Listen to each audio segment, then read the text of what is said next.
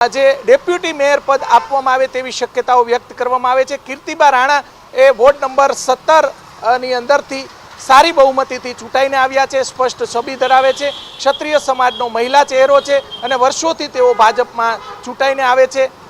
તેમનું પણ deputy mayor તરીકે કદાચ તેમને અથવા તો બીજો કોઈ સારો હોદ્દો મહાનગરપાલિકાની અંદર આપવામાં આવે તેવી ચર્ચાઓ અને એવું રાજકીય ગણિત છે।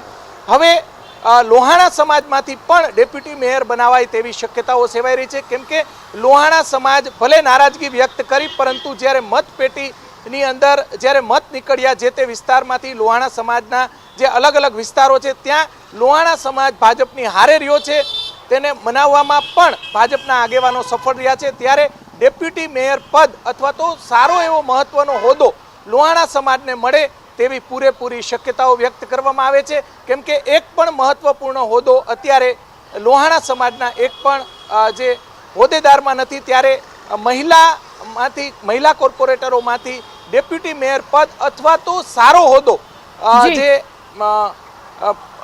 લોહાણા સમાજના જે આગેવાન છે, લોહાણા સમાજના જે કોર્પોરેટર છે તેમને આપવામાં આવે તેવી પૂરેપૂરી શક્યતાઓ વ્યક્ત કરવામાં આવે છે।